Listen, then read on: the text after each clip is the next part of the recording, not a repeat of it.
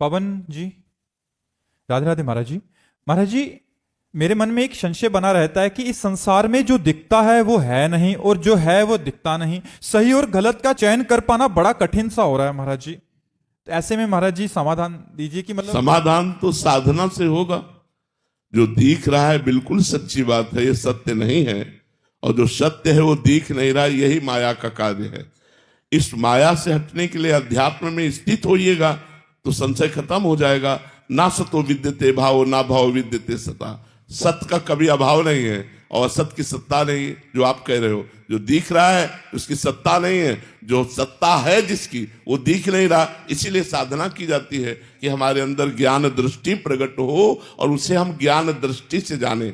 जो दिख रहा है ये माया दृष्टि है, त्रिगुणमयी माया के द्वारा रची हुई नेत्रेंद्रिय से त्रिगुणमयी माया को ही देखा जा सकता है। और इस माया में जो सत्य छुपा है, वासुदेव, राम, श्याम, कृष्ण, हरि जो कहो, जो सत्य तत्व छुपा हुआ है उसको जानने के लिए हमारे अंदर ज्ञान नेत्र या प्रेम नेत्र चाहिए। उसके लिए साधना करनी। महाराज जी, अंदर से विचार परिवर्तित हो जाते हैं, बाहर का दृश्य परिवर्तित हो जाता है। पूरा बाहर का दृश्य भी परिवर्तित हो जाता है।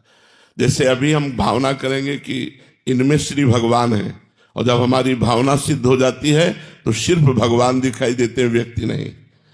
व्यक्ति नहीं, ये व्यक्ति का अभी सिर्फ व्यक्ति दिखाई देता है, भगवान नहीं। और जब सिद्ध हो जाता है तो भगवान दिखाई देते हैं, व्यक्ति नहीं।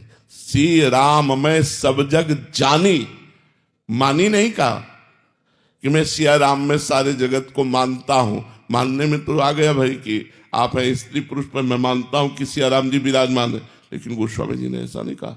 जानी, मैं देख रहा हूं, मैं जान रहा हूं कि सिया राम ही सारे जगत के रूप में। व्यवहार महाराज जी ऐसे महापुरुषों का पढ़ने में आता है तो यथार्थ व्यवहार वैसा ही होता है जैसा करना चाहिए। हाँ, अगर आप अपराध का कार्य कर रहे हो तो आपको दंड देते नजर आएंगे। जैसे हमें तो भावना करनी है, विपक्ष में भगवान श्री कृष्ण, अर्जुन, भीष्म जी के हैं, तो भीष्म जी जब बाण मारते हैं तो रथी और सारथी दोनों को मारते हैं। भगवान के ऊपर भी बाण प्रहार करते हैं और भगवान के परम भक्त है, लेकिन विपक्ष में रोल दिया है शत्रु पक्ष का, तो हम वैसे ही रोल करेंगे, वैसे ही स्वांग करेंगे। तो अगर हे भगवान आप चोर का रूप लेके आए हो तो डंडा रूप से पूजा होगी, रोग का रूप लेके आए हो तो औषधि रूप से पूजा होगी, साधु का रूप लेकर के आए हो तो सम्मान रूप से पूजा होगी। सब है भगवान ही, लेकिन जिस रूप में आप आओगे वैसे ही आपकी पूजा होगी। समझ रहे हो कि नहीं समझ रहे? ऐसा नहीं कि ज्ञानी पुरुष सबके पैर छूता घूमता है। कोई पैर छू रहा है तो आशीर्वाद दे रहे, स्वांग करना है क्या अंदर से पूरा है कि वही तत्व है। पंडिता समदर्शिना है, समवर्तिना थोड़ी है, समवर्तन नहीं हो सकता। जैसे एक ज्ञानी पुरुष गृहस्थ है तो उसके पत्नी भी है, मां भी है, बहन भी है और बेटी भी है। चार स्त्री स्वरूप है तो चारों के साथ समान व्यवहार करेगा क्या? दर्शन एक जैसा करेगा, सब में ब्रह्म है ये दर्शन करेगा, लेकिन व्यवहार अलग होगा। माँ के पैर छुएगा, पत्नी से अलग व्यवहार होगा, बेटी से अलग, बहन से अलग व्यवहार होगा। ऐसे ही भगवान ने जैसे कहा, विद्या विनय संपन्ने ब्राह्मणे गविहस्तनी सुनीच सुपाके च पंडिता समदर्शिना। विद्या विनय संपन्न ब्राह्मण में, गाय में, कुत्ते में, हाथी में, चांडाल में जो समान दर्शन करता है तत्व का, वही ज्ञानी पुरुष है कि भगवान विराजमान है। बर्तन थोड़ी हो सकता है। बट महाराज जी, क्या हम पहचान सकते हैं ऐसे महापुरुषों को? क्योंकि नहीं जान सकते, क्योंकि हमारी दृष्टि त्रिगुणमयी है और वो त्रिगुणातीत स्थित है, कैसे पहचान पाएंगे? कि प्रकट में जो रोल कर रहे हैं वो इतना परफेक्ट होता है महाराज। हाँ, कि नहीं समझ सकते।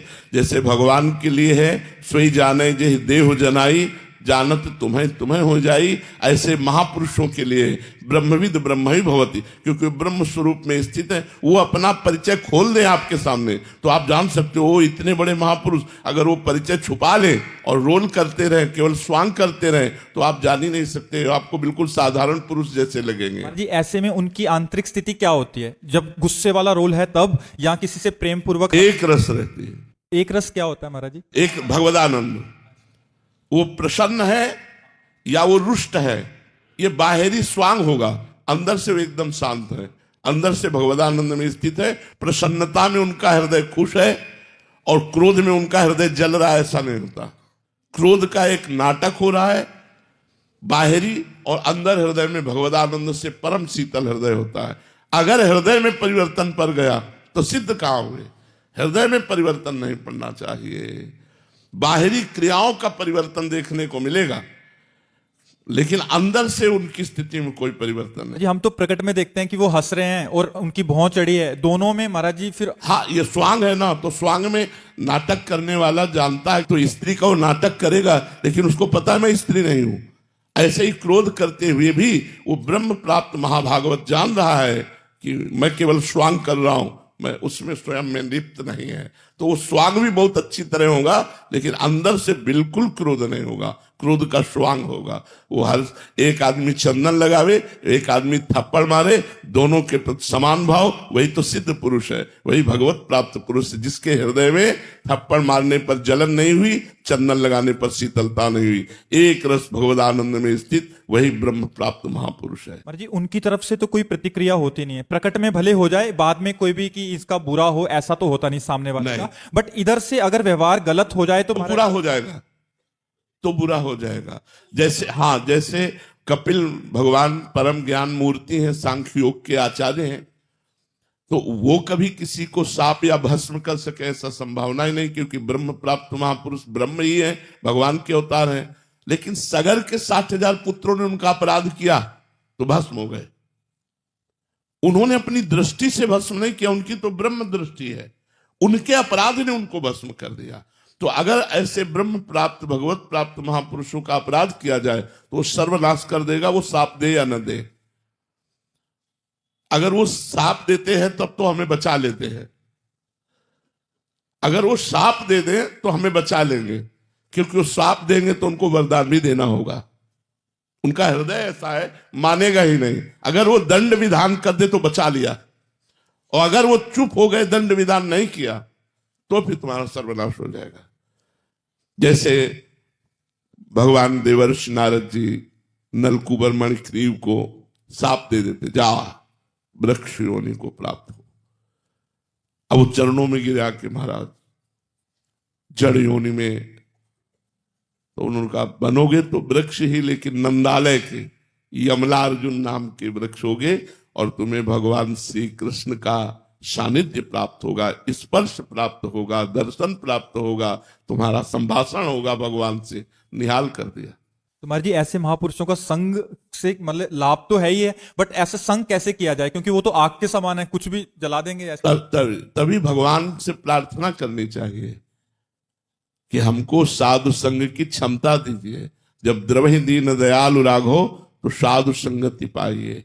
साधु संग बहुत दुर्लभ वस्तु है, महासंगस्तु दुर्लभ हो, और इसीलिए देवर्षि नारद जी ने लिखा अगम्यो, क्योंकि वो जन साधारण जैसे ही दिखेंगे, कोई मुकुट थोड़ी लगा के वो महापुरुष आते हैं, और उनकी जन साधारण जैसी चेष्टा होगी, तो महापुरुषों की बाह्य चेष्टा से हम बिल्कुल नहीं जान सकते कि ये महापुरुष है। वो जनाने तब पता चले, नहीं तो एक सांसारिक दृश्य जैसा ही रहता है, केवल बाहरी त्याग वैराग्य की बात हम देख सकते हैं, उनकी स्थिति की बात हम नहीं देख सकते हैं। बहुत बहुत मतलब संतों की कृपा भगवान का साक्षात्कार कराने में समर्थ है, लेकिन संतों की कृपा बिना भगवान की कृपा के प्राप्त नहीं हो सकती, ये पक्की बात है। जब भगवान कृपा करते हैं तो संतों की कृपा प्राप्त होती है, अन्यथा भैया बिल्कुल ऐसी लीलाएं रहती हैं कि जब वो पधार जाते हैं तब उनकी जीवनी पढ़ के लोगों को लगता है वो ऐसे महापुरुष थे, और जब जीवित सामने होते हैं तो माया पर्दा डाले रहती है, जानने में नहीं आता कि अरे ऐसे भी महापुरुष है। वो तो जब जीवनी पढ़ी जाती है, वो पधार गए होते हैं, तब लगता है अच्छा ऐसे महापुरुष थे। तो हमारा भारत देश सदैव ऐसे ब्रह्म ऋषियों से पूर्ण रहा है, अब भी है, आगे भी रहेंगे। भगवान की सृष्टि कभी खाली नहीं रहेंगे, पर भगवान कृपा करे तो संयोग हो ऐसे महापुरुषों से, और उनसे हम कुछ ले पावे, इतनी हमें सामर्थ्य भगवान दे। जी एक बार आपने बताया था कि एक आचार्य कोटि के महापुरुष सिद्धावस्था के होते हैं, एक परमहंस जो अवधूत स्थिति वाले, तो अवधूत स्थिति वालों का अनुसरण नहीं किया जा सकता, उनसे हमारी हानि हो जाए। हाँ, बहुत हानि। हाँ था, और एक साधक कोटि से सिद्ध हुए हैं। हाँ। और आचार्य कोटि और गुरु, हाँ, उन्हीं की बात हमें समझ में आएगी। आज अवधूत जो शरीर शुद्ध भूले हुए आचरण कर रहे हैं वो तो अनुकरणीय नहीं है, लेकिन जो साधना से सिद्ध हुए हैं और उनकी जो बात हम आचार्य कोटि के हैं, उन्हीं से ज्यादा जगत मंगल होता है। ज्यादा जगत मंगल आचार्य कोटि के महापुरुषों से होता है, जिनका आचरण शास्त्र सम्मत, तो बड़ा पवित्र व्यवहार, शास्त्र सम्मत उपदेश, जो अवधूत कोटि के खान पान और उनका व्यवहार, वो तो समझ में ही नहीं आएगा कि किस कोटि के महापुरुष है। जैसे जड़ भरत जी को इतना बड़ा सत्संगी जो कपिल भगवान से सत्संग करने जा रहा था, राजा रघुगण नहीं पहचान पाया और पालकी में जोत दिया इतने बड़े ब्रह्म प्राप्त महापुरुष को। वो तो जब कृपा करके उन्होंने अपने को जनाया तो वो जान पाए कि इतने बड़े ब्रह्म प्राप्त महापुरुष श्री जड़ भरत जी महाराज हैं जी।